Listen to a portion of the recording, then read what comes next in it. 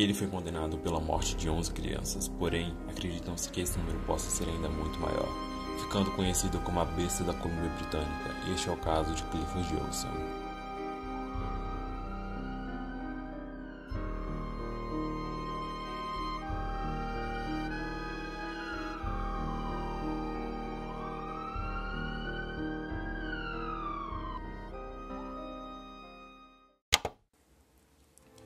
Clifford Robert Olson Jr. nasceu em 1º de janeiro de 1940 em Vancouver, no Canadá.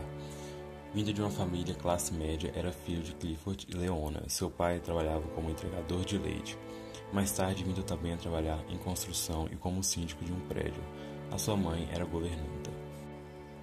Durante a sua infância, Clifford sempre foi uma criança problemática e um valentão na escola.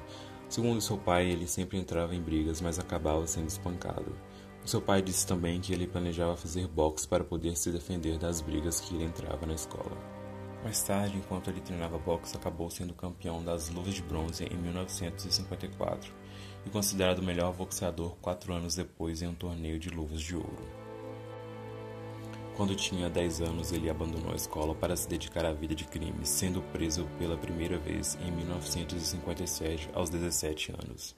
Nos 24 anos seguintes, ele acumulou quase 100 condenações como obstrução da justiça, posse de arma de fogo, assaltos, abusos, homicídio em primeiro grau e vários outros.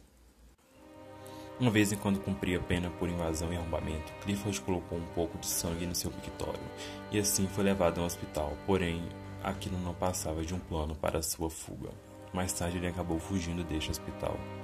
Nessa mesma época, a sua família, que já havia desistido dele, deu uma entrevista onde diziam: se ele não se entregar, espero que peguem antes que ele faça algo realmente ruim. Ele já fez o suficiente.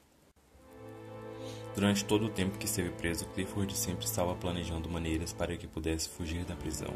No total, ele conseguiu escapar 7 vezes, o que só fazia aumentar ainda mais o tempo das suas sentenças.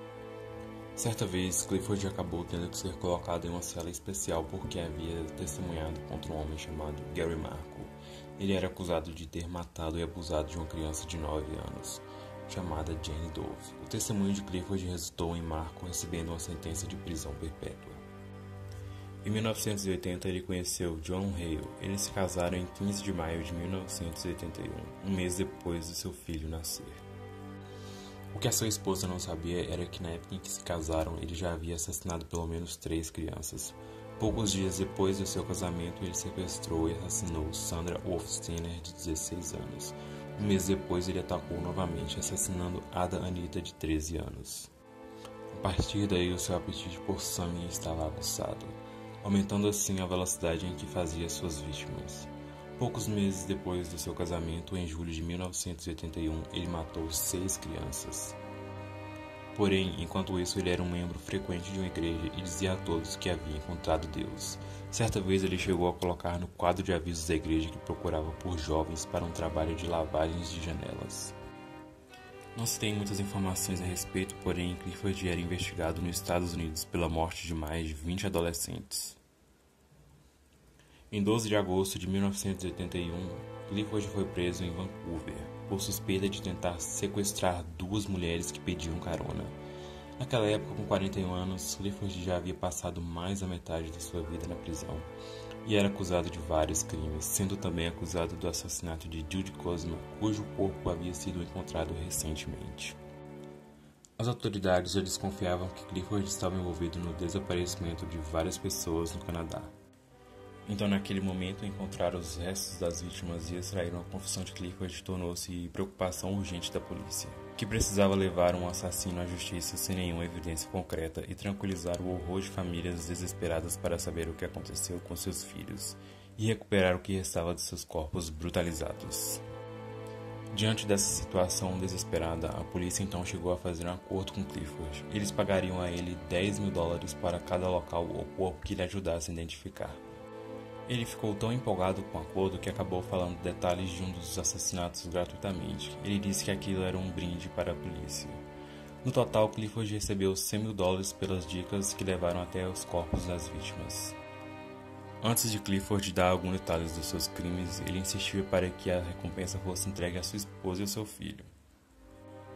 Porém, isso mudou quando as famílias das vítimas abriu um processo para que esse dinheiro fosse considerado ilegal e fosse doado para a família das vítimas como uma forma de compensação.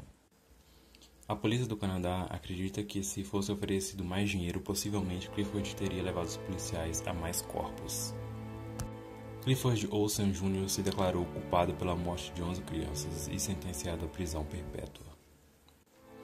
Ficou-se então uma série de outros assassinatos não resolvidos que possivelmente foram cometidos por Clifford, como de uma moça chamada Pamela. Seu corpo foi encontrado abusado e mutilado boiando de bruços em um rio no ano de 1973.